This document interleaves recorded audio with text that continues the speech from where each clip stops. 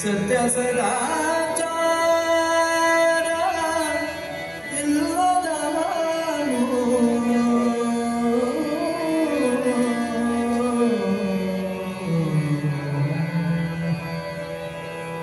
ಸತ್ಯ ಸದಾಚಾರ ಇಲ್ಲದವನು ಜಪಹತ್ತು ಸಾವಿರ ಮಾಡಿ ಬರಲೇ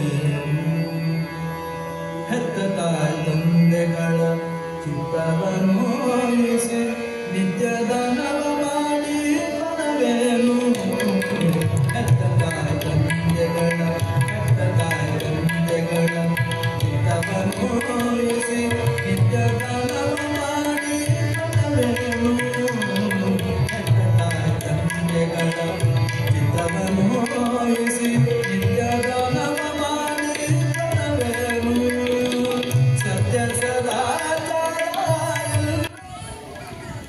ಯಾಕಂದ್ರೆ ನಿಮ್ಮ ಕಡೆಗೆ 1 ಲಕ್ಷ ರೂಪಾಯಿ ಐತೆ ಅಂದ್ರೆ 1 ಲಕ್ಷ ರೂಪಾಯಿ ತಗೊಂಡು ನೀವೆಲ್ಲರೂ ಟೂರ್ಗೆ ಹೋಗಿರಿ ಅಂದ್ರೆ ಎಷ್ಟು ದಿವಸ ಹೋಗ್ಬೋದು?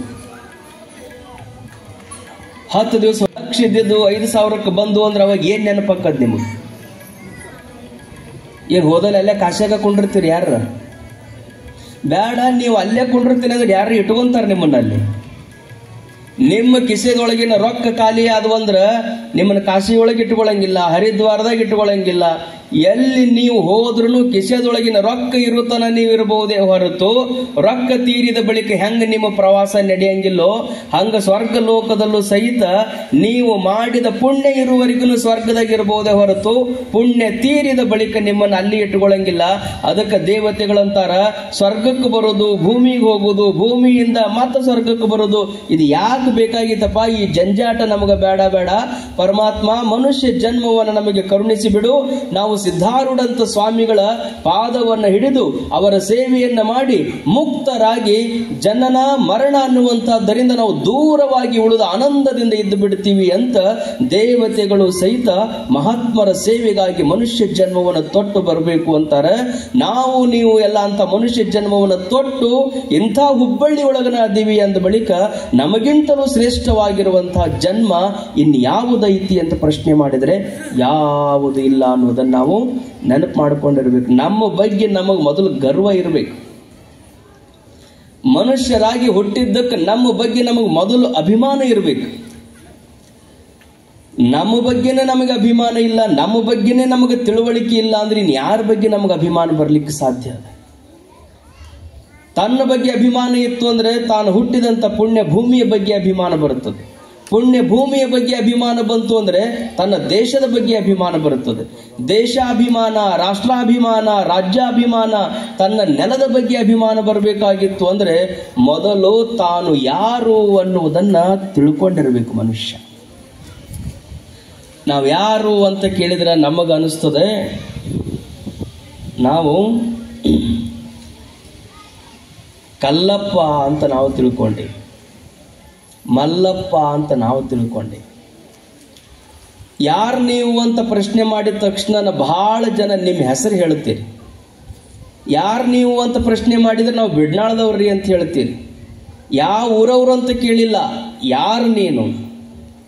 ನಾನು ಮಲ್ಲಪ್ಪನ ಮಗ ರೀ. ಯಾರ ಮಗ ಅಂತ ಕೇಳಿಲ್ಲ, ನೀನ್ ಯಾರು? ಇಲ್ರಿ ನಾವು ಕರ್ನಾಟಕ ರಾಜ್ಯದವರು. ಯಾವ ರಾಜ್ಯದವರು ಅಂತ ಕೇಳಿಲ್ಲ, ನೀನ್ ಯಾರು? ನೀನ್ ಯಾರು ಅನ್ನುವಂಥ ಪ್ರಶ್ನೆಯನ್ನು ಮಾಡಿದಾಗ ಮನುಷ್ಯ ತನ್ನ ಹೊಲ ಹೇಳ್ತಾನ, ಮನಿ ಹೇಳ್ತಾನ, ಅಪ್ಪನ ಹೆಸರು ಹೇಳ್ತಾನ, ಅವ್ವನ ಹೆಸರು ಹೇಳ್ತಾನ, ಊರ ಹೆಸರು ಹೇಳ್ತಾನ, ರಾಜ್ಯದ ಹೆಸರು ಹೇಳ್ತಾನ, ಏನೇನು ಸಂಬಂಧ ಇಲ್ಲದೆ ಇರುವಂತ ಉತ್ತರವನ್ನು ಕೊಡ್ತಾನ. ನಾನು ಯಾರು ಅಂತ ಪ್ರಶ್ನೆ ಮಾಡಿದಾಗ ನಿಜವಾಗಿ ತಿಳುವಳಿಕೆಯುಳ್ಳಂತ ಅಧ್ಯಾತ್ಮ ಜೀವಿ ಇದ್ದ ಅಂದ್ರೆ ಅವ ಹೇಳ್ತಾನೆ, ನಾನು ಯಾರು ಅಂದ್ರೆ ಪರಮಾತ್ಮನ ಪ್ರತಿ ಸ್ವರೂಪನೇ ಇದ್ದೀನಿ, ಪರಮಾತ್ಮನೊಳಗಿನ ಚೈತನ್ಯ ಅದು ನನ್ನೊಳಗೆ ಬಂದು ತುಂಬಿಕೊಂಡದೆ, ನಾನು ದೇವತಾ ಸ್ವರೂಪನಿದ್ದೀನಿ ಅಂತ ಯಾರು ಹೇಳ್ತಾರಲ್ಲ ಅವರು ನಿಜವಾದ ಮನುಷ್ಯರು ಅನ್ನೋದನ್ನ ನಾವು ನೆನಪಿನಲ್ಲಿಟ್ಟುಕೊಂಡಿರ್ಬೇಕು. ಒಮ್ಮೆ ಹಿಂಗೆ ಪ್ರಸಂಗ ನಡೀತು. ರಾಮಾಯಣ ಎಲ್ಲ ಮುಗಿತು. ಹನುಮಂತ ಬಂದು ಹೀಗೆ ಕೈ ಮುಗಿದು ರಾಮನ ಮುಂದೆ ಕೂತ್ಕೊಂಡಿದ್ದ. ಇಲ್ಲಿ ಅದಾನ ಹನುಮಂತ. ರಾಮನ ಮುಂದೆ ಕೈ ಮುಕ್ಕೊಂಡು ಕೂತ್ಕೊಂಡಿದ್ದ. ಎಲ್ಲರೂ ಇದ್ರು. ಭರತ ಇದ್ದ, ಶತ್ರುಘ್ನ ಇದ್ದ.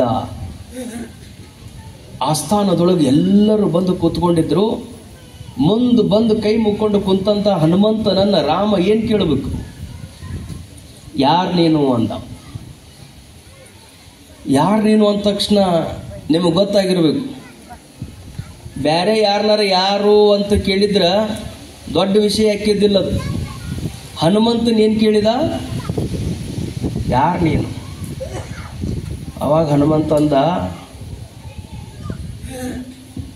ಯಾರು ಹೆಂಡತಿಯನ್ನು ಕಳ್ಕೊಂಡು ಅರಣ್ಯದೊಳಗೆ ಕುಂತು ಅಳಾಕತ್ತಿದ್ರಲ್ಲ ಅವನ ಹೆಂಡತಿ ಹುಡುಕಿ ಕೊಟ್ಟವ ಅಂತ ಹೇಳ್ಬೇಕಾಗಿತ್ತವ.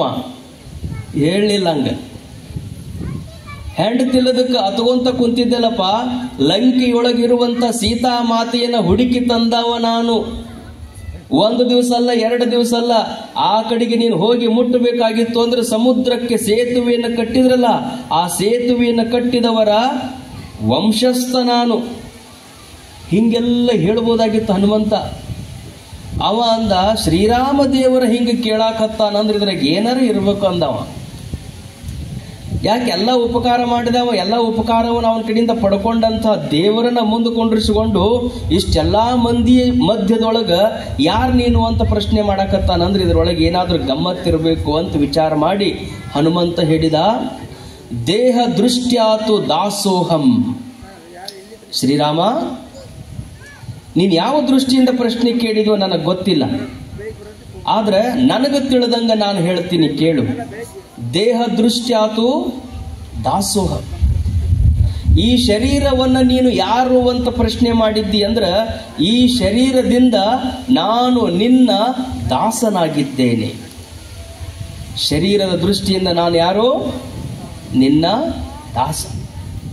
ಪ್ರತಿಯೊಬ್ಬ ಮಗನು ಹೇಳಬೇಕು, ನೀನು ಯಾರು ಅಂತ ಪ್ರಶ್ನೆ ಮಾಡಿದಾಗ ಶರೀರದ ದೃಷ್ಟಿಯಿಂದ ಗುರುಗಳೇ ನನ್ನನ್ನು ಪ್ರಶ್ನೆ ಮಾಡ್ತಿದ್ರಿ ಅಂದ್ರೆ ನಾನು ಶರೀರದ ದೃಷ್ಟಿಯಿಂದ ನನ್ನ ತಂದೆ ತಾಯಿಗಳ ಸೇವಾ ಮಾಡುವಂಥ ದಾಸ ನಾನು. ಶರೀರದ ದೃಷ್ಟಿಯಿಂದ ಮಾತೃಭೂಮಿಯ ಸೇವೆಯನ್ನು ಮಾಡುವಂಥ ದಾಸ ನಾನು. ಶರೀರದ ದೃಷ್ಟಿಯಿಂದ ರಾಷ್ಟ್ರ ಸೇವೆಯನ್ನು ಮಾಡುವಂಥ ದಾಸ ನಾನು. ಈ ಶರೀರ ನಿಮ್ಮೆಲ್ಲರ ಸೇವೆಗಾಗಿನೇ ಅವತಾರವನ್ನು ತಾಳಿದಂಥದ್ದು ಅನ್ನುವುದನ್ನ ಹನುಮಂತ ಶ್ರೀರಾಮಚಂದ್ರನಿಗೆ ಹೇಳಿಕೊಟ್ಟ. ಜೀವದೃಷ್ಟ್ಯಾತು ತದಂಶಕಃ. ಶರೀರದ ದೃಷ್ಟಿಯಿಂದ ಕೇಳಿಲ್ಲ, ಒಳಗಿರುವಂತ ಜೀವನ ದೃಷ್ಟಿಯಿಂದ ನೀನು ಕೇಳಿದ್ದಿ ಅಂದ್ರೆ ತತ್ ಅಂಶಕಃ. ನಾನೇನಿದ್ದೇನೆ? ನಿನ್ನ ಅಂಶವಾಗಿದ್ದೇನೆ. ಬಹಳ ಮಹತ್ವದ ವಿಚಾರ ಇದು. ನಮ್ಮ ನಿಮ್ಮೊಳಗೆ ಒಂದು ಚೈತನ್ಯ ಇದೆ ಅಂತ ಹೇಳಿದ್ನಲ್ಲ, ಆ ಚೈತನ್ಯದ ದೃಷ್ಟಿಯಿಂದ ವಿಚಾರ ಮಾಡಿದ್ರಿ ಅಂದ್ರೆ ನಮ್ಮೊಳಗಿರುವಂತ ಚೈತನ್ಯ ಇದೆಯಲ್ಲ, ಆ ಚೈತನ್ಯ ಹೆಣ್ಣು ಅಲ್ಲ, ಆ ಚೈತನ್ಯ ಗಂಡು ಅಲ್ಲ. ಶರೀರಕ್ಕೆ ಹೆಣ್ಣು ರೂಪ ಅದ, ಶರೀರಕ್ಕೆ ಗಂಡು ರೂಪ ಅದ, ಶರೀರಕ್ಕೆ ಮಗುವಿನ ರೂಪ ಅದ, ಶರೀರಕ್ಕೆ ಯುವಕನ ರೂಪ ಅದ. ಒಳಗಿರುವಂತ ಚೈತನ್ಯ ಇದೆಯಲ್ಲ ಅದು ಹೆಣ್ಣು ಅಲ್ಲ, ಗಂಡು ಅಲ್ಲ, ಮಗುವಲ್ಲ, ಯುವಕ ಅಲ್ಲ, ಮುದುಕ ಅಲ್ಲ. ಅದು ಏನು ತುಂಬಿಕೊಂಡಿದೆ ಚೈತನ್ಯ ಅಂದ್ರೆ ಪರಮಾತ್ಮನ ಪ್ರತಿರೂಪವೇ ಒಳಗೆ ತುಂಬಿಕೊಂಡ ಕಾರಣದಿಂದ ಲಿಂಗದೊಳಗಿನ ಚೈತನ್ಯ, ನನ್ನೊಳಗಿರುವಂತ ಚೈತನ್ಯ, ರಾಮದೇವರೇ ನಿನ್ನೊಳಗಿರುವಂತ ಚೈತನ್ಯ, ನನ್ನ ಶರೀರ ಶರೀರದೊಳಗಿರುವಂತಹ ಚೈತನ್ಯ ಇವು ಎರಡು ಒಂದೇ ಆಗಿರುವ ಕಾರಣದಿಂದ ಒಳಗಿರುವ ಚೈತನ್ಯದ ದೃಷ್ಟಿಯಿಂದ ನೀನೇ ನಾನು ನಾನೇ ನೀನು ಅನ್ನುವಂಥ ಉತ್ತರವನ್ನ ಶ್ರೀರಾಮಚಂದ್ರನಿಗೆ ಹನುಮಂತ ಹೇಳ್ತಾನೆ. ನೀವು ನೆನಪಿನಲ್ಲಿಟ್ಟುಕೊಂಡಿರಬೇಕು, ಬಹಳ ಜನ ಹೆಣ್ಣು ಅಂದ್ರೆ ಕೀಳು, ಗಂಡಂದ್ರೆ ಶ್ರೇಷ್ಠ ಅನ್ನುವಂಥ ಭಾವ ಅದು. ಈಗ ಬಹಳಷ್ಟು ಹುಡುಗರಿಗೆ ಹೆಣ್ಣು ಸಿಗೋಲು ಕಾರಣ ಏನು ಗೊತ್ತಂದ್ರೆ ನಿಮಗೆ, ಎಷ್ಟೋ ಮಂದಿಗೆ ಈಗೇನು 30-32 ವರ್ಷದ ಹುಡುಗರು ಅದ, ಆ ಹುಡುಗರಿಗೆ ಹೆಣ್ಣ ಸಿಗೋಲು. ಹೆಣ್ಣು ಬೇಕು ನೌಕರಿ ಬೇಕು ಅಂತ ಮೊದ್ಲಂತಿದ್ರು, ಈಗೇನಂತಾರೆ ಹೆಣ್ಣು ಯಾಕೆ ಸಿಗೋಲು ಅಂದ್ರೆ 25-30 ವರ್ಷಗಳಿಂದ ಈ ಟೆಕ್ನಾಲಜಿ ಒಳಗೊಂದು ಸಂಶೋಧನೆ ಆಯ್ತು. ಗರ್ಭದೊಳಗಿರುವಂತ ಶಿಶು ಗಂಡೈತೋ ಹೆಣ್ಣೈತಿ ಅನ್ನೋದನ್ನ ಗುರುತು ಹಿಡಿಯುವಂತ ಒಂದು ಮಷಿನ್ ಬಂತು, ಈಗೂ ಅದ. ಆವಾಗ ತಿಳುವಳಿಕೆ ಇಲ್ಲದಕ್ಕೆ ಬಹಳಷ್ಟು ಜನ ಒಳಗ ಹೆಣ್ಣು ಶಿಶು ಇತ್ತು ಅಂದ್ರ ಆ ಶಿಶುವನ್ನ ತೆಗೆಸಿ ಬಿಡ್ತಿದ್ದೆ. ಯಾಕಂದ್ರ ಎಲ್ಲರ ತಲೆಯೊಳಗೊಂದು ಭ್ರಮ ಇತ್ತು, ಗಂಡಿದ್ರನೇ ಶ್ರೇಷ್ಠ, ಗಂಡಿದ್ರನೇ ಮನೆಗೆ ಬೆಳಕಾಗುವಂತವ, ಗಂಡಿದ್ರನೇ ನಮ್ಮನ್ನು ಜೋಪಾನ ಮಾಡವ ಅಂತ ಎಲ್ಲರ ತಲೆಯೊಳಗೆ ಇದ್ದ ಕಾರಣಕ್ಕ ಹೆಣ್ಣು ಶಿಶುವನ್ನ ಎಲ್ಲರೂ ತೆಗೆಸಿ ಹಾಕಿದ ಕಾರಣಕ್ಕ ಆ ವಯಸ್ಸಿನ ಮಕ್ಕಳಿಗೆ ಇವತ್ತು ಹೆಣ್ಣು ಸಿಗಾಕತ್ತಿಲ್ಲ. ಅದು ಬಹಳ ದೊಡ್ಡ ಪಿಡುಗಾಗಿ ಪರಿಣಮಿಸದ. ಅದಕ್ಕ ನಮ್ಮ ಶರೀರದೊಳಗಿರುವಂತ ಗಂಡು ಹೆಣ್ಣು ಅನ್ನುವಂಥದ್ದನ್ನು ನಾವು ನೋಡಬಾರದು. ಒಳಗಿರುವಂತದ್ದೇನಿದೆಯಲ್ಲ ಅದು ಪರಮಾತ್ಮ ನಮಗೆ ಅನುಗ್ರಹ ಮಾಡಿದಂತ ದಿವ್ಯ ಚೈತನ್ಯ ಐತಿ ಅಂತ ಯಾರು ಸ್ವೀಕಾರ ಮಾಡ್ತಾರೆ ಅವರು ನಿಜವಾಗಿರುವಂತ ಮನುಷ್ಯರು ಅನ್ನೋದನ್ನ ನಾವೆಲ್ಲ ನೆನಪು ಮಾಡ್ಕೋಬೇಕು. ದೇವರು ನಮಗೇನು ಅನುಗ್ರಹ ಮಾಡ್ತಾನಲ್ಲ ಆ ಅನುಗ್ರಹದಲ್ಲಿ ನಾವು ಭೇದವನ್ನ ಎಣಿಸಬಾರ್ದು. ಯಾಕಂದ್ರೆ ಸಮಾಜವನ್ನು ಸಮಾನವಾಗಿ ನೋಡುವಂತ ಶಕ್ತಿ ನಿಮ್ಮೊಳಗಿಲ್ಲ. ಎಷ್ಟು ಗಂಡು ಹುಟ್ಟುತ್ತಾವ ಅಷ್ಟ ಪ್ರಮಾಣದಲ್ಲಿ ಹೆಣ್ಣನ್ನ ಹುಟ್ಟಿಸುವಂತ ಶಕ್ತಿ ನಿಮ್ಮ ಕೈ ಒಳಗದನ್ರಿ. ನಿಮಗ ಆ ಲೆಕ್ಕ ಇಡಕ್ಕಾಗದ, ಮನುಷ್ಯರಿಗೆ ಆ ಲೆಕ್ಕವನ್ನು ಇಡಕ್ಕಾಗೋದಿಲ್ಲ.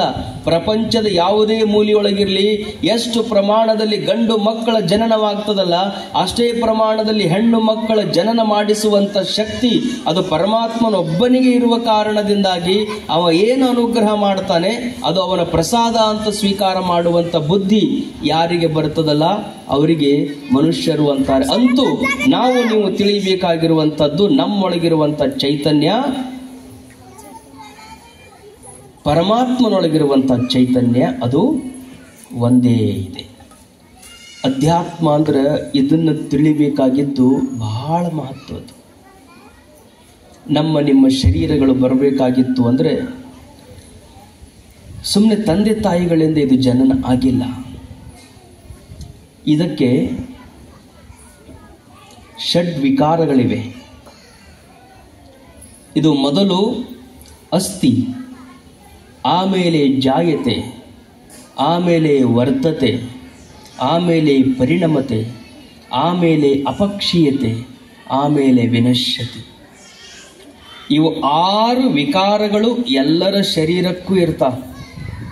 ಎಷ್ಟು ತಿಳ್ಕೊಂಡು ಬಿಟ್ರಿ ಅಂದ್ರೆ ನಿಮ್ಗೆ ಚಿಂತೆ ದೂರ ಆಗ್ತದೆ. ಮುಪ್ಪಾದವ್ರಿಗೆ ಯಾವ ಚಿಂತೆ ಅದ? ಈಗ ಮುಪ್ಪಾದವ್ರಿಗೆ ಏನು ಚಿಂತೆ ಅದ? ಯಾವಾಗ ಸಾಯ್ತೀವ ಏನು? ಎಲ್ಲರಿಗೆ ಯಾವ ಚಿಂತೆ ಅದಾರೆ? ಸಾಯ್ಬೇಕು ಅಂತ ಅನ್ಸಂಗಿಲ್ಲ, ಆದ್ರೆ ಮುಪ್ಪಾಗ್ಯದ ಯಾವಾಗ ಸಾಯ್ತೀವ ಏನು? ಹಾಸಿಗೆಯೊಳಗೆ ಮಕ್ಕೊಂಡು ವಯಸ್ಸಾಗ್ಯಾವ ಹೋಗ್ಲಿ ಬಿಡಂತ ಒಬ್ಬರ ಅಂತೀರೆ. ಡಾಕ್ಟ್ರಿಗೆ ಹೇಳ್ತೀವಿ ಇನ್ನು ಎಷ್ಟು ಬೇಕು ಹೇಳ್ರಿ, ನಮ್ಗೆ ರೊಕ್ಕ ತಂದು ಮುಂದಿಡ್ತೀವಿ, ಹೆಂಗಾರ ಮಾಡಿ ನಮ್ಮನ್ನು ಬದುಕಿಸ್ರಿ ಅಂತೀವಿ. ಎಷ್ಟು ಪ್ರಯತ್ನ ಮಾಡಿದ್ರು ಒಬ್ಬ ಯಾರೋ ಡಾಕ್ಟರ್ಗಳು ಪ್ರಯತ್ನ ಮಾಡ್ತಿರ್ತಾರಲ್ಲ, ಪ್ರಯತ್ನ ಮಾಡ್ಕೋತ ಇದ್ದಂತ ಡಾಕ್ಟರ್ ಒಳಗಿದ್ದ ಹೊರಗೆ ಬಂದು ಐ ಆಮ್ ಸಾರಿ ಅಂದಂತ. ಡಾಕ್ಟರ್ ಸಾರಿ ಅಂದ್ರೆ ನಿಮ್ಗೆ ಗೊತ್ತಾಗ್ಬಿಡ್ತದೆ, ಅಂದ್ರೆ ಅವ ಉಳಿಲಿಲ್ಲ ಅಂತ ಅರ್ಥ.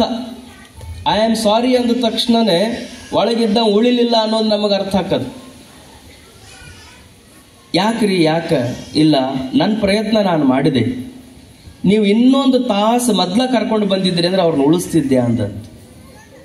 ಅವಾಗ ಅವ ಮುಂದಿದ್ದವ ಅಂದಂತ, ಆಕ್ಸಿಡೆಂಟ್ ಆಗೋದು ಅರ್ಧ ತಾಸು ಮೊದ್ಲಾಗೈತ್ರಿ, 1 ತಾಸು ಮೊದ್ಲ ಹೆಂಗೆ ಕರ್ಕೊಂಬರೋದು ಹೇಳ್ರಿ ಅಂದಂತ. ಆಗೋದಿಲ್ಲ. ಉಳಿಬೇಕು ಅಂತ ಇತ್ತು ಅಂದ್ರೆ ಅದನ್ನ ಯಾರಿಗೂ ತಪ್ಸಕ್ಕಾಗೋದಿಲ್ಲ. ವಯಸ್ಸು ಅಕ್ಕದ ಹೋಗುವ ಒಂದು ಕಾಲ ಬರ್ತದ ಅಂತ ಧೈರ್ಯದಿಂದನೇ ನಾವು ಬದುಕ್ತಿರ್ಬೇಕು. ಯಾವಾಗ ನಮ್ಗೆ ಆ ಧೈರ್ಯ ಬರ್ತೈತಿ ಅಂದ್ರೆ ನಮ್ಮ ಶರೀರದೊಳಗೆ ಆಗುವಂಥ ಬದಲಾವಣೆಗಳನ್ನು ನಾವು ಗಮನಿಸುವಂತ ಇರಬೇಕು. ಮೊದಲು ತಾಯಿ ಗರ್ಭದೊಳಗೆ ಇದ್ದವ್ರು ಯಾರು? ಇಲ್ಲೇ ನಾವು ನೀವೆಲ್ಲರೂ ಕೂತ್ಕೊಂಡಿವಲ್ಲ. ತಾಯಿಯ ಗರ್ಭದೊಳಗೆ ಮೊದಲು ಇದ್ದವರು ನಾವೇ. ಅದಕ್ಕೆ ಅಸ್ಥಿ ಅಂತಾರೆ. ಅಸ್ಥಿ ಅಂದ್ರೆ ಇರುತ್ತದೆ. ಅದು 3 ತಿಂಗಳು ಇರ್ತದೆ, 6 ತಿಂಗಳು ಇರ್ತದೆ, 9 ತಿಂಗಳಾಗ್ತದೆ. 9 ತಿಂಗಳು ದಾಟಿದ ಮೇಲೆ ಜಾಯತೆ. ಜಾಯತೆ ಅಂದ್ರೆ ಹುಟ್ಟುತ್ತದೆ. ತಾಯಿಯ ಗರ್ಭದಿಂದ ನಾವೆಲ್ಲ ಏನಾದ್ವಿ? ಹುಟ್ಟಿದ್ವಿ. ಹುಟ್ಟಿದಂಥವ್ರು ಎಷ್ಟು ದಿವಸ ಹಂಗ ಇರ್ತೀವಿ ಹೇಳ್ರಿ? ತೊಟ್ಲಕ್ಕೆ ತಗೊಂಡೋಗಿ ನಮ್ಮನ್ನು ಹಾಕ್ತಾರೆ. ತೊಟ್ಲದೊಳಗೆ ಎಷ್ಟು ದಿವಸ ಇರ್ತದ್ರಿ ಕೂಸು? ಅಲ್ಲೇ ಒಂದು 10 ವರ್ಷ ಇರ್ತದನ್ರಿ. ತೊಟ್ಲ ಎಷ್ಟು ದಿವಸ ತೂಗ್ತೀರಿ? ಈಗೆಲ್ಲ ತೊಟ್ಲನ ಹೋಗಿಬಿಟ್ಟವು. ತೂಗಾರು ಹೋಗ್ಯಾರ, ತೊಟ್ಲನ ಹೋಗ್ಯಾವ. ಮೊದಲು ಎಷ್ಟು ಚಂದ ತೂಗೋದು, ಎಷ್ಟು ಚಂದ ಜೋಗುಳು ಪದ ಹಾಡೋದು, ಎಷ್ಟು ಗೊಗ್ಗಳ ಹಾಕೋದು, ಎಷ್ಟು ಮನೆಗೆ ಮಗಳು ಬಂದು ಅಲ್ಲೇ ಹಾಕಿ ಹೆರಿಗೆ ಆಯ್ತು ಅಂದ್ರೆ ಎಷ್ಟು ರೀತಿಯ ಉಪಚಾರ ಅವೆಲ್ಲ ಒಂದೊಂದೊಂದೊಂದು ಮಾಯಾಗಕತ್ತಾವ. ಅಂತೂ ಮನ್ಯಾಗ ಒಂದು ಕೂಸು ಹುಟ್ಟೈತಂದಾಗ ಅದಕ್ಕೆ 2 ತಿಂಗಳ, 3 ತಿಂಗಳ, 4 ತಿಂಗಳ, 6 ತಿಂಗಳು ಬಿಟ್ಟು 8 ತಿಂಗಳದ್ದು ಆಯ್ತು ಅಂದ್ರೆ ಅಷ್ಟೊತ್ತಿಗೆ ಬ್ಯಾಸರಾಗಕತ್ತದ.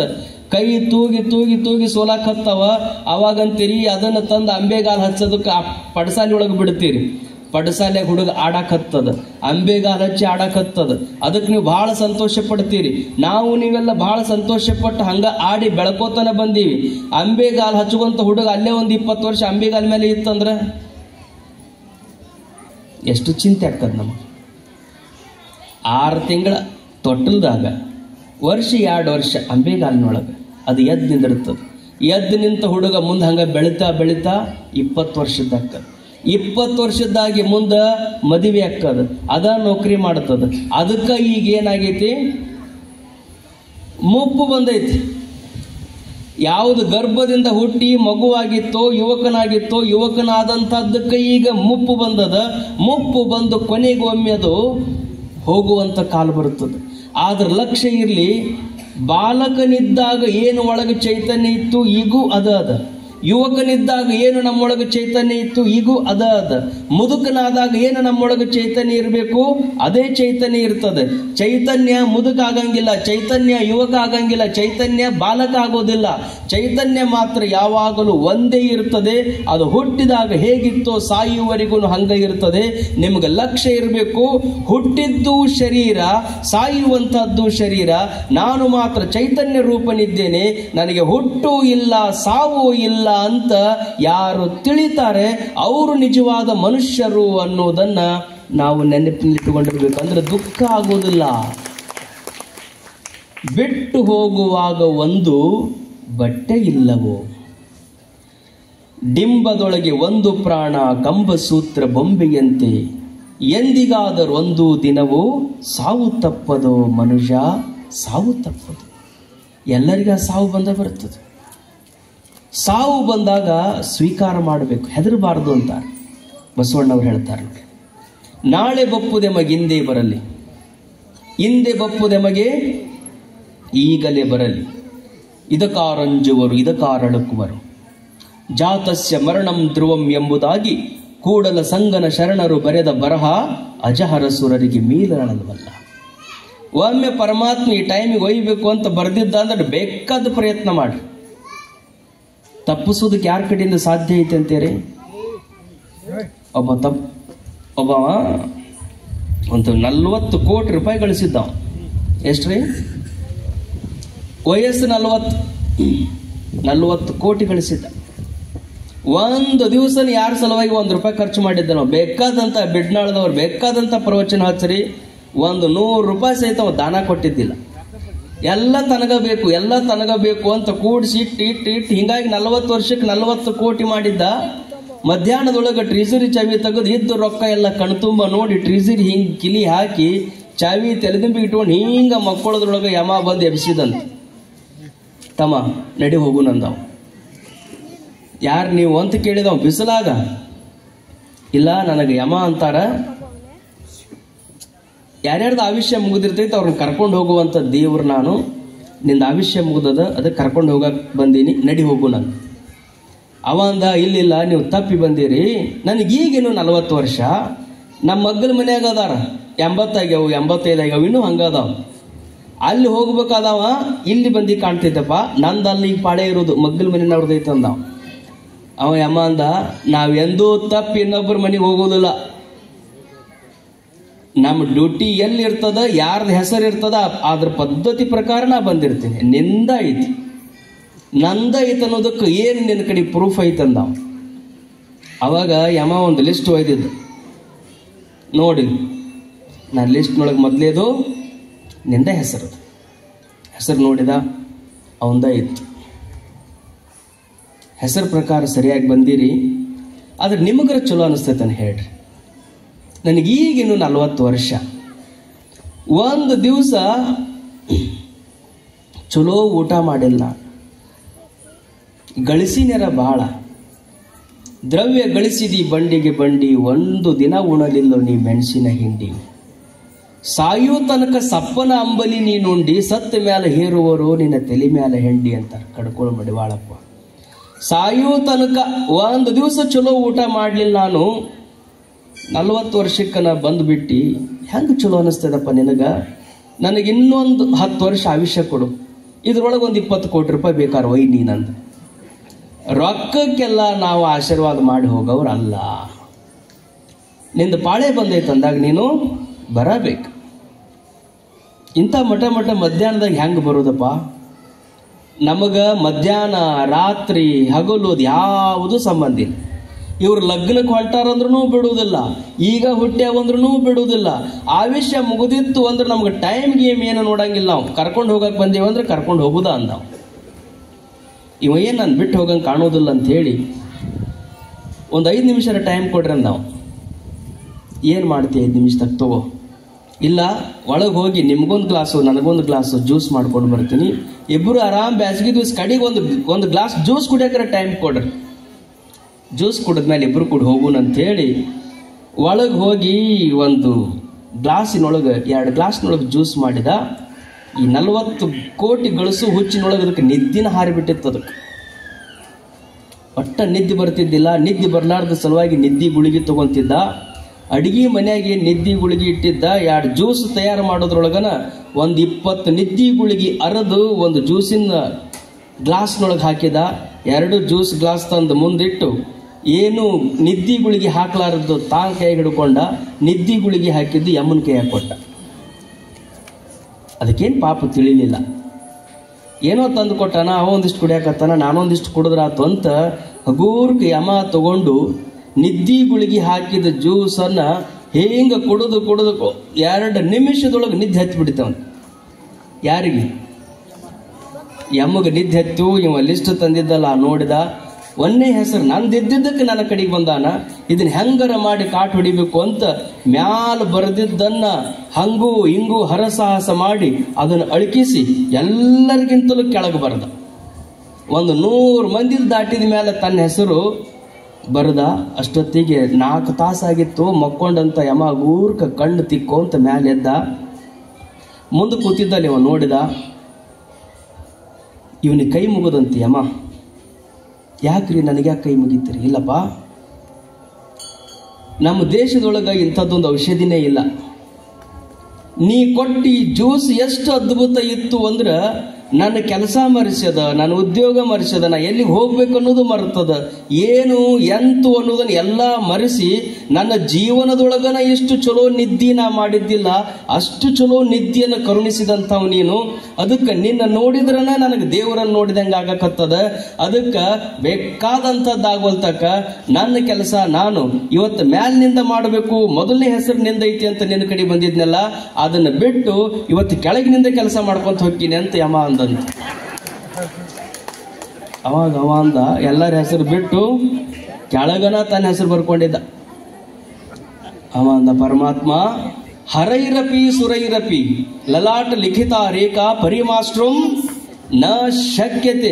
ಬೇಕಾದಂಥವ್ರಿದ್ರು ಒಮ್ಮೆ ನನ್ನ ಯೋಗದೊಳಗೆ ಅದು ಆಗುವುದಿತ್ತು ಅಂದ್ರೆ, ನಿಮ್ಮ ಯೋಗದೊಳಗೆ ಶ್ರೀಮಂತ ಆಗುವುದಿತ್ತು ಅಂದ್ರೆ ಯಾರೂ ತಪ್ಸಕ್ಕಾಗೋದಿಲ್ಲ. ನಿಮ್ಮ ಯೋಗದೊಳಗೆ ಬಡತನ ಬರುವುದಿತ್ತು ಅಂದ್ರೆ ಯಾರೂ ತಪ್ಸಕ್ಕಾಗೋದಿಲ್ಲ. ನಿಮ್ಮ ಯೋಗದೊಳಗೆ ಭಾಗ್ಯವಂತರಾಗುವುದಿತ್ತು ಅಂದ್ರೆ ಯಾರೂ ತಪ್ಸಕ್ಕಾಗೋದಿಲ್ಲ. ಎಲ್ಲವೂ ಅದು ಪರಮಾತ್ಮನ ಅನುಗ್ರಹವಾದ ಕಾರಣದಿಂದ ಅವ ಏನನ್ನ ಕೊಡ್ತಾನ ಅದನ್ನು ಆನಂದದಿಂದ ಸ್ವೀಕಾರ ಮಾಡಿದ್ವಿ ಅಂದ್ರೆ ನಾವು ನಿಜವಾದಂತಹ ಮನುಷ್ಯರಾಗ್ತೀವಿ ಅನ್ನೋದನ್ನ ನೆನಪಿನಲ್ಲಿಟ್ಟುಕೊಂಡಿರ್ಬೇಕು. ಅದಕ್ಕೆ ಅಂಥ ದೇವಾದಿ ದೇವತೆಗಳೆಲ್ಲ ಬೇಡ್ತಾರೆ, ನಾಳೆ ಬಪ್ಪುದು ಹಿಂದೆ ಬರಲಿ, ಹಿಂದೆ ಬಪ್ಪುದೆಮಗೆ ಈಗಲೇ ಬರಲಿ. ಯಾವುದು? ಸಾವು. ನಾಳೆ ಬರ್ತೀನಿ ಅಂದ್ರೆ ನಾಳೆ ಬೇಡ, ಇವತ್ತ ಬಾ.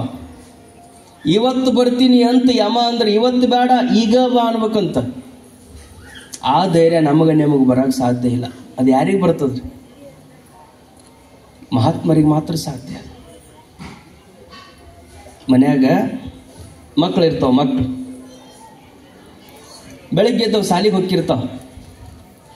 ಶಾಲೆಗೆ ಹೋಗುವಂಥ ಮಕ್ಕಳು ಕೆಲವು ಹುಡುಗರು ಏನು ಪ್ರಯತ್ನ ಮಾಡಿದ್ರೆ ಹೇಳಂಗಿಲ್ಲ. ಅವು ನೀವ ಎಬ್ಸ್ಬೇಕು, ನೀವ ಬಚ್ಚಲ ಕರ್ಕೊಂಡು ಹೋಗ್ಬೇಕು, ನೀವ ಜಳಕ ಮಾಡಿಸ್ಬೇಕು, ನೀವ ಪಾಟಿ ಚೀಲ ತಯಾರು ಮಾಡಬೇಕು, ನೀವ ಬಟ್ಟೆ ಹಾಕಬೇಕು. ಇಷ್ಟೆಲ್ಲ ಪ್ರಯತ್ನ ಮಾಡಿ ತಾಯಿನ ಎಲ್ಲ ಮಾಡಿಸ್ತಾಳ. ಎಲ್ಲ ಮಾಡಿಸಿ ಎಲ್ಲಿ ಬಸ್ ಬರ್ತಿರ್ತದ, ಬಸ್ ಬರೋ ಜಾಗಕ್ಕೆ ಅವನು ಕರ್ಕೊಂಡು ಬಂದು ಬಸ್ ಹತ್ತಿಸಿ ಕಳಿಸ್ಬೇಕು ಅಂತ ತಾಯಿ ವಿಚಾರ ಇರ್ತದ. ಹಂಗ ತಾಯಿ ಕೂಸನ್ನು ಎಬ್ಬಿಸಿದ್ಲು, ಅದಕ್ಕೆ ನಾಷ್ಟ ಮಾಡಿಸಿದ್ಲು, ಆದ್ರೂ ಅವ್ನಿಗೆ ಹೋಗಾಕ, ಶಾಲಿಗೆ ಹೋಗಾಕ ಮನಸ್ಸಿಲ್ಲ. ಹಂಗೂ ಹಿಂಗೂ ಅತ್ತಾಗಿ ಹೆಜ್ಜೆ ಇಟ್ಕೊಂತ ಎಲ್ಲಿ ಬಸ್ ಬರ್ತಿತ್ತು ಅಲ್ಲಿವರೆಗೂ ಅವ್ವ ಕೈ ಹಿಡಿದು ದರ ಎಳ್ಕೊಂಡು ಬಸ್ ಬರೋ ಜಾಗಕ್ಕೆ ಬಂದು ಹಿಂಗ ನಿಂದ್ರಿಸಿದ ತಕ್ಷಣ ಹಳದಿ ಬಸ್ ಕಣ್ಣಿಗೆ ಬಿತ್ತು. ಹುಡುಗಂದ ಯವ್ವ ಹೊಟ್ಟಿ ಕಡಿಯಾಕತ್ತದ. ಅವಾಗ ತಾಯಿ ಏನ್ ಮಾಡ್ತಾ? ಹೊಟ್ಟಿ ನೂಸಾಕತ್ತದಂದ್ರೆ ಯಾವ್ದಾರ ಮಗನ್ ನೀವು ಶಾಲಿಗೆ ಹತ್ತಿಸ್ತೀರಿ? ಹೊಟ್ಟಿ ನೋವು ಬಂದು ಮಕ್ಕಳು ಶಾಲೆಗೆ ಹತ್ತಿಸಬಾರ್ದು. ತಲೆ ಕೆಟ್ಟರು ನಡೀತದ. ಹೊಟ್ಟಿ ಕೆಟ್ಟವ್ರು ಹಚ್ಚಿದ್ರೆ ಶಾಲೆಗೆ ಸತಿ ಯಾರನ್ನೂ ಕೊಂಡ್ರೆ ಬಿಡುದಿಲ್ಲ. ಹೊಟ್ಟಿ ನೋವು ಐತಂದ್ರೆ ಹೊಳೆ ಕರ್ಕೊಂಡು ಹೋಗ್ಬಿಡ್ತಾವ. ಇನ್ನು ಕೆಲವು ಹುಡುಗರು ಇರ್ತಾವ, ನೀವು ಎಬ್ಸೋದು ಬೇಕಾಗಿಲ್ಲ. ಅವು ಸಂಜೆ ಮುಂದೆ ಮನೆಗೆ ಬಂದು ಅಂದ್ರೆ ತಮ್ಗೆ ಏನೇನು ಹೋಮ್ವರ್ಕ್ ಕೊಟ್ಟಿರ್ತಾರೆ ಎಲ್ಲ ಹೋಮ್ವರ್ಕ್ ಚೊಕ್ ಮಾಡಿಟ್ಟು ಪುಸ್ತಕ ಎಲ್ಲ ಪಾಟಿ ಚೀಲದಾಗ ಜೋಡಿಸಿ ಮತ್ತು ರಾತ್ರಿ 11 ತನ ಆಟ ಆಡಿ ಆಮೇಲೆ ತಾವ ಮಲಗ್ತಾವ. ಬೆಳಿಗ್ಗೆ 6ಕ್ಕೆ ಏಳ್ತಾವ, ಜಳಕ ಮಾಡ್ತಾವ, ಇಸ್ತ್ರಿ ಮಾಡಿದ ಬಟ್ಟೆ ಹಾಕೋತಾವ, ಸಾಕ್ಸ್ ಹಾಕೋತಾವ, ಬೂಟ್ ಹಾಕೋತಾವ. ಅವ ಅಡಿಗೆ ಮಾಡೋದು ಸ್ವಲ್ಪ ತಡ ಮಾಡಿದ್ಲು ಅಂದ್ರೆ ತಾವು ಹೋಗಿ ಅವನ ಕೈಯಾಗ ಹೆಲ್ಪ್ ಮಾಡಿ ಅಡಿಗೆ ಮಾಡಿಸ್ಕೊತಾವ, ಡಬ್ಬಿ ಕಟ್ಕೊಂತಾವ, ನೀರಿನ ಬಾಟ್ಲ್ ಹಿಡ್ಕೊಂಡು ಪುಸ್ತಕದ ಬ್ಯಾಗ್ ಹೆಗಲಿಗೆ ಹಾಕೊಂಡು ಅವನ ಕೈ ಹಿಡ್ಕೊಂಡು ಹುಡುಗರು ನಡ್ಕೊಂತ ಎಲ್ಲಿಗೆ ಬರ್ತಾವ ಅಂದ್ರೆ ಬಸ್ ಬರೋ ಜಾಗಕ್ಕೆ ಬಂದು ನಿಲ್ತಾವ. ಬಸ್ ಬಂದ ತಕ್ಷಣ ನಾವು ಕಿಷ್ಟು ಖುಷಿ ಆಗ್ಬಿಡ್ತದಲ್ಲ, ಏನು ಸ್ವರ್ಗಲೋಕದಿಂದ ಪುಷ್ಪಕ ವಿಮಾನನ ಬಂದೈತೆ ಅನ್ನುವಂಗ ಅಷ್ಟು ಸಂತೋಷದಿಂದ ಬಸ್ಸಿನೊಳಗೆ ತಾವ ಹತ್ತಾವ. ಕಿಟಕಿ ಕಡೆಗೆ ಬಂದು ಕಿಟಕಿ ಒಳಗೆ ಮುಖ ಹಾಕಿ ಕೈ ಮಾಡಿ ತಾಯಿ ಕಡೆಗೆ ಟಾಟಾ ಮಾಡ್ಕೋತ ಕೆಲವು ಹುಡುಗರು ಸಾಲಿಗೆ ಹೋಗ್ತೀನಿ ಅಂದ್ರೆ ಯಾವ ಹುಡುಗರು ಸಾಲಿಗೆ ಹೋಗಕ್ಕೆ ಖುಷಿ ಪಡ್ತಾವ ಹೇಳ್ರಿ? ಶಾಲೆಗೆ ಹೋಗಕ್ಕೆ ಯಾವ ಹುಡುಗರು ಆನಂದ ಪಡ್ತಾವ? ಯಾವ ಹುಡುಗರು ಹೋಮ್ವರ್ಕ್ ಮಾಡ್ಯಾವ, ಮಾಸ್ತರ್ ಹೇಳಿದ್ದು ಹೋಮ್ವರ್ಕ್ ಮಾಡಿ ರಾತ್ರಿನ ಮಾಡಿಟ್ಟಿದ್ದು ಅಂದ್ರ ಹುಡುಗರು ಇಷ್ಟು ಸಂತೋಷದಿಂದ ಶಾಲಿಗೆ ಹೋಗ್ತಾವಂದ್ರ ಶಾಲಿ ಒಳಗೆ ಹೋದ್ಮೇಲೆ ಅವಕ್ಕೆ ಎಷ್ಟು ಆನಂದ. ಎಲ್ಲಾ ಹುಡುಗರ ನಡುವ ಅವ್ರು ಕೇಳ್ತಾರ, ಹೋಮ್ವರ್ಕ್ ಮಾಡ್ಕೊಂಡ್ ಬಂದಿರೇನು ಅಂತಾರ. ಹ್ಞೂ ಅಂತಾವ. ಹ್ಞೂ ಅಂದ ತಕ್ಷಣ ಹೆಂಗ ಮಾಡಿರಿ ತೋರಿಸ್ರಿ ಅಂತಾರ. ಬಹಳ ಚಲೋ ಹೋಮ್ವರ್ಕ್ ಮಾಡಿದ್ರು ಅಂದ್ರ ಅವನ್ನ ಬೆಂಚ್ ಮೇಲೆ ನಿಂದ್ರಿಸಿ ಎಲ್ಲ ಹುಡುಗರಿಗೆ ನೋಡ್ರಿ ಅವ ಎಷ್ಟು ಚಂದ ಮಾಡ್ಯಾನ, ಇವನಂಗ ನೀವು ಹೋಮ್ವರ್ಕ್ ಮಾಡಬೇಕು ಅಂತ ಎಲ್ಲಾ ಹುಡುಗರ ಮುಂದೆ ಅವನಿಗೆ ಶಬ್ಬಾಶ್ಗಿರಿ ಕೊಡ್ತಾರ. ಆ ಹುಡುಗನಿಗೆ ಸಹಜವಾಗಿ ಸಂತೋಷ ಆಗ್ತದ. ಹೋಮ್ವರ್ಕ್ ಮಾಡಿದಂತ ಹುಡುಗ ಸಾಲಿಗೆ ಹೋಗ್ಬೇಕು ಅಂದ್ರೆ ಸಂತೋಷ ಪಡ್ತಾನ, ಮಾಸ್ತಾರ್ ಮುಂದೆ ನಿಂದಿರ್ಬೇಕು ಅಂದ್ರೆ ಆನಂದ ಪಡ್ತಾನ. ಇನ್ನು ಎಷ್ಟು ಆನಂದ ಆಗ್ತದ ಹುಡುಗ ಅಂದ್ರ ಒಂದು ಲೆಕ್ಕ ತಪ್ಪಾಗ್ಲಾರ್ದಂಗ ಮಾಡ್ಕೊಂಡು ಸಾಲಿಗೆ ಹೋಗಿದ್ದ ಅಂದ್ರ ಎಲ್ಲರಿಗಿಂತ ಮುಂದೆ ಕುಂತು ಮಾಸ್ತರ್ ಕೇಳಿದ್ರೆ ಸಾಕು ನಾನು ಹೇಳಬೇಕು ಅಂತ ಹೋಮ್ವರ್ಕ್ ಮಾಡಿದ ಹುಡುಗರು ತಯಾರಾಗಿರ್ತಾವ. ಯಾವ ಹುಡುಗರು ರಾತ್ರಿ ಹೋಮ್ವರ್ಕ್ ಮಾಡಿರಂಗಿಲ್ಲ ಅವು ಮರುದಿವ್ಸ ಸಾಲಿಗೆ ಹೋಗಂದ್ರ ಹೊಟ್ಟಿ ಕಡಿಯಾಕತ್ತದಂತ ಹೊಳ್ಳಿ ಮನೆಗೆ ಅವಕ್ಕೆ ಹೊಟ್ಟೆನೂ ಬಂದಿರಂಗಿಲ್ಲ, ಹೋಮ್ವರ್ಕ್ ಮಾಡಿರಂಗಿಲ್ಲ. ಹಂಗ ನಮಗ ನಿಮಗ ಪರಮಾತ್ಮ ಈ ಪ್ರಪಂಚವೆಂಬ ಶಾಲೆಗೆ ಕಳಿಸಿ ಸದ್ಗುರುನಾಥನಿಂದ ಹೋಮ್ವರ್ಕ್ ಹಾಕಿ ಕೊಟ್ಟಾನ. ಏನು ಹೋಮ್ವರ್ಕ್ ಹಾಕ್ಯಾನಂದ್ರ ಎದಿ ಮೇಲೆ ಲಿಂಗ ಕೊಟ್ಟಾನ, ಹಣಿ ಮೇಲೆ ವಿಭೂತಿ ಕೊಟ್ಟಾನ, ಬಾಯಿ ಒಳಗೆ ಹೇಳುವುದಕ್ಕ ಪಂಚಾಕ್ಷರಿ ಮಂತ್ರವನ್ನು ಹೇಳಿಕೊಟ್ಟಾನ. ಈ ಹೋಮ್ವರ್ಕ್ ಮಾಡಿಕೊಂಡು ನೀವು ನನ್ನ ಹತ್ರಕ್ಕೆ ಬರ್ರಿ ಅಂತ ಪರಮಾತ್ಮ ಮನುಷ್ಯರನ್ನಾಗಿ ನಿಮ್ಮನ್ನೆಲ್ಲ ಹುಟ್ಸ್ಯಾನ. ನಾವು ಒಂದ್ ದಿವಸ ನಮ ಶಿವಾಯ ಅನ್ಲಿಲ್ಲ, ಒಂದ್ ದಿವಸ ಪೂಜಾ ಮಾಡ್ಲಿಲ್ಲ, ಒಂದ್ ದಿವಸ ದಾಸೋಹ ಮಾಡಿಸ್ಲಿಲ್ಲ, ಒಂದ್ ದಿವಸ ಒಳ್ಳೆ ಮಾತುಗಳನ್ನು ಕೇಳಲಿಲ್ಲ.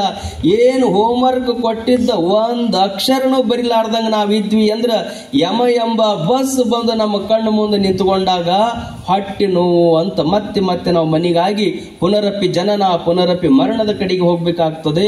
ನಿಜವಾದಂತ ಮನುಷ್ಯರೇ ನಾವಾಗಿದ್ವಿ ಅಂದ್ರೆ ನಿತ್ಯದಲ್ಲಿ ನಮ ಶಿವಾಯ ಅನ್ಬೇಕು, ಸಾಧ್ಯವಾದಾಗ ದಾನ ಮಾಡಬೇಕು, ಒಳ್ಳೆಯ ವಿಚಾರಗಳನ್ನೇ ಮಾಡಬೇಕು. ಎಲ್ಲಿ ಉತ್ತಮ ಕಾರ್ಯಗಳು ನಡೀತಾವ ಅಲ್ಲಿ ದಾಸೋಹಕ್ಕೆ ನಂದು ಮುಟ್ಲಿ ಅಂತ ಎಲ್ಲರಿಗಿಂತ ಮೊದಲನೇ ನಾವು ಕೊಟ್ಟಿದ್ವಿ ಅಂದ್ರ ಮಾಸ್ತರಿಗೆ ಅನಿಸ್ತದೆ, ಈ ಹುಡುಗ ನನ್ನ ಶಿಷ್ಯನಾಗಿದ್ದಕ್ಕೂ ನನ್ನ ಜನ್ಮ ಸಾರ್ಥಕ ಆಯಿತು ಅಂತ. ಹೆಂಗ ಮಾಸ್ತರ್ ಅಂತಾನಲ್ಲ, ಇವರನ್ನ ಮನುಷ್ಯರನ್ನಾಗಿ ಹುಟ್ಟಿಸಿದ್ದಕ್ಕ ನಾನೇ ಧನ್ಯ ಆದೆ ಅಂತ ಪರಮಾತ್ಮ ಆನಂದ ಪಡಬೇಕು. ಹಂಗ ಬದುಕಿದ್ರೆ ನಾವು ನಿಜವಾದಂಥ ಮನುಷ್ಯರು ಅನ್ನೋದನ್ನ ನಾವೆಲ್ಲ ನೆನ್ಪಿಟ್ಕೋಬೇಕು. ಅದು ನಿಜವಾದಂಥ ಮನುಷ್ಯ ಜನ್ಮ. ಮನುಷ್ಯರಾಗಿ ನಾವು ಹುಟ್ಟಿದ್ದು ದಾನ ಮಾಡೋದಕ್ಕೆ, ಮನುಷ್ಯರಾಗಿ ನಾವು ಹುಟ್ಟಿದ್ದು ನಾವು ಚೈತನ್ಯ ಸ್ವರೂಪರು ಅಂತ ತಿಳಿದುಕೊಳ್ಳುವುದಕ್ಕೆ, ಮನುಷ್ಯರಾಗಿ ನಾವು ಹುಟ್ಟಿದ್ದು ಉತ್ತಮವಾದ ಕಾರ್ಯಗಳನ್ನು ಮಾಡುವುದಕ್ಕೆ, ಮನುಷ್ಯರಾಗಿ ನಾವು ಹುಟ್ಟಿದ್ದು ಉತ್ತಮ ವಿಚಾರಗಳನ್ನು ಮಾಡುವುದಕ್ಕೆ. ಇಷ್ಟೆಲ್ಲ ಮಾಡಿದ್ವಿ ಅಂದ್ರೆ ನಮಗೆ ಮನುಷ್ಯರು ಅಂತಾರೆ. ಇಲ್ಲ ಅಂದ್ರೆ ಪ್ರಾಣಿಗಳಿಗೂ ನಮಗೂ ಯಾವ ವ್ಯತ್ಯಾಸಗಳು ಇಲ್ಲ. ಪ್ರಾಣಿಗಳು ಊಟ ಮಾಡ್ತಾವ, ನಾವು ಉಣ್ತೀವಿ. ಪ್ರಾಣಿಗಳು ದುಡಿತಾವ, ನಾವು ದುಡಿತೀವಿ. ಪ್ರಾಣಿಗಳು ಮಕ್ಕಳಿಗೆ ಜನ್ಮ ಕೊಡ್ತಾವ, ನಾವು ಮಕ್ಕಳಿಗೆ ಜನ್ಮ ಕೊಡ್ತೀವಿ. ಅವು ಒಂದು ಮನೆಯಾಗಿರ್ತಾವ, ನಾವು ಒಂದು ಮನೆಯಾಗಿರ್ತೀವಿ. ಇಷ್ಟ ಮಾಡಿದ್ವಿ ಅಂದ್ರೆ ಪ್ರಾಣಿಗೂ ನಮಗೂ ಏನು ವ್ಯತ್ಯಾಸ ಉಳಿಯಂಗಿಲ್ಲ. ನಮಗೆ ವ್ಯತ್ಯಾಸ ಅಂದ್ರೆ ಇಷ್ಟೇ, ನಾವೆಲ್ಲರ ಜೊತೆಗೆ ಕೂಡಿ ಇರಬೇಕು, ಎಲ್ಲರ ಜೊತೆಗೆ ಕೂಡಿ ಬಾಳಬೇಕು. ಎಲ್ಲರೂ ನನ್ನವರು ಅನ್ನುವಂಥ ಭಾವ ನಮ್ಮೊಳಗೆ ಬಂದು ಆನಂದದಿಂದ ಎಲ್ಲರೊಂದಿಗೆ ಬೆರೆತು ಬದುಕಿದ್ವಿ ಅಂದ್ರೆ ನಿಜವಾಗಿ ನಮಗೆ ಮನುಷ್ಯರು ಅಂತ ಹೇಳುತ್ತಾರೆ. ಅದಕ್ಕೆ ಶ್ರೀಮನ್ ನಿಜಗುಣರು ನರ ಜನ್ಮದಿಂದ ಇಹದೊಳು ಮಿಗಿಲುಂಟೆ, ಮನುಷ್ಯ ಜನ್ಮಕ್ಕಿಂತಲೂ ಶ್ರೇಷ್ಠವಾದ ಜನ್ಮ ಅದು ಮತ್ತೊಂದಿಲ್ಲ ಅಂತ ಜನ್ಮ ನಿಮಗೆ ಪರಮಾತ್ಮ ನೀಡಿದ್ದಾನೆ. ಬಹಳ ಸಂತೋಷ. ನಾಳೆಯಿಂದ ಮತ್ತೆ ವಿಶೇಷವಾಗಿ 7:30 ಚಿಂತನೆ ಇರ್ತದೆ. ನಮ್ಮ ಚಿಂತನೆ ಸ್ವಲ್ಪ ಅಧ್ಯಾತ್ಮಪರ, ಮನುಷ್ಯ ನಿಜವಾಗಿ ತಿಳಿಯಬೇಕಾಗಿರುವಂಥ ತತ್ವವನ್ನೇ ಕುರಿತು ತಿಳಿಸಿಕೊಡುವಂಥ ಬಹಳ ದೊಡ್ಡ, ಇದನ್ನು ನಾವು ಮುಖ್ಯವಾಗಿ ತಿಳ್ಕೋಬೇಕು. ಅಧ್ಯಾತ್ಮ ಅಂದರೆ ಈಗ ಬಹಳಷ್ಟು ಕಡೆ ಏನಾಗ್ಬಿಟ್ಟದಂದರೆ ಎಲ್ಲ ಎಂಟರ್ಟೈನ್ಮೆಂಟ್ ಬೇಕಂತೀವಿ ನಾವು. ಎಂಟರ್ಟೈನ್ಮೆಂಟ್ ಅಂದರೆ ಬರೀ ನೀವು ಗೂಗಲ್ನೊಳಗೆ ಸರ್ಚ್ ಮಾಡಿ ನೋಡ್ರಿ, ಬರೀ ನಗಬೇಕು, ಬರೀ ನಗಬೇಕು ಅಂತೀವಿ. ನಗಬಾರದು ಅಂತಲ್ಲ, ಆದರೆ ತಿಳ್ಕೋಬೇಕಾಗಿದ್ದನ್ನು ತಿಳ್ಕೊಳ್ಳೋದು ಅಷ್ಟೇ ಮಹತ್ವದ್ದದು. ನಾವು ತತ್ವಜ್ಞಾನಿಗಳಾಗಬೇಕು, ತತ್ವವನ್ನು ತಿಳಿಬೇಕು, ಮನುಷ್ಯ ಜನ್ಮದ ಶ್ರೇಷ್ಠತೆಯನ್ನು ಅರ್ಥ ಮಾಡಿಕೊಳ್ಳಬೇಕು. ಅದರ ಪ್ರಯತ್ನವನ್ನು ನಿರಂತರವಾಗಿ ನೀವೆಲ್ಲ ಮಾಡ್ತಾ ಹೋಗೋಣ. ನನ್ನ ಕೊನೆಯ ದಿವಸದ ಒಂದು ಇಚ್ಛೆ ಅದ. ನಮ್ಮ ಅಸುಂಡಿಯವರಿಗೆ ನಾನು ಹೇಳುತ್ತಿದ್ದೆ, 12ನೇ ತಾರೀಕಿಗೆ 11ನೇ ತಾರೀಕಿಗೆ ಪ್ರವಚನ ಮಂಗಲ ಇರ್ತದೆ. 12 ಮತ್ತು 13 ವಿಶೇಷ ಕಾರ್ಯಕ್ರಮಗಳಿರ್ತಾವೆ. ಅದರೊಳಗನೆ 12ನೇ ತಾರೀಕು ಬೆಳಗಿನ 6 ಗಂಟೆಗೆ ನಮ್ಮ ಬಿಡ್ನಾಳದ ಮಾರುತೇಶ್ವರ ದೇವಸ್ಥಾನದಿಂದ ಹುಬ್ಬಳ್ಳಿಯ ಸಿದ್ಧಾರೂಢಜ್ಜನ ಮಠದವರೆಗೂ ಇಲ್ಲೇನು ನಾವೆಲ್ಲರೂ ಕೂಡೀವಿ, ಎಲ್ಲರೂ ಕೂಡಿಕೊಂಡು ಒಂದು ಪಾದಯಾತ್ರೆ ಮಾಡಬೇಕು ಅಂತ ಇಚ್ಛೆ. ಎಲ್ಲರೂ ಶ್ರೀಶೈಲಕ್ಕೆ ಹೋಗ್ತಾರ, ರಾಮೇಶ್ವರಕ್ಕೆ ಹೋಗ್ತಾರ. ಶ್ರೀಶೈಲ, ಕಾಶಿ, ರಾಮೇಶ್ವರ ಎಲ್ಲ ದೇವತೆಗಳ ಪ್ರತಿ ಅವತಾರಿ ಆಗಿರುವಂಥವನು ಶಿವಾವತಾರಿ ಸಿದ್ಧಾರೂಢ. ಅವ ಇಲ್ಲೇ ನಮ್ಮ ಕ್ಷೇತ್ರದೊಳಗದಾನ. ಮಾರುತೇಶ್ವರ ದೇವಾಲಯದಿಂದ 6 ಗಂಟೆಗೆ ಬಿಟ್ಟಿವಿ ಅಂದ್ರೆ 7 ಗಂಟೆಗೆ ಹೋಗಿ ಮುಟ್ಟಿಬಿಡ್ತೀವಿ.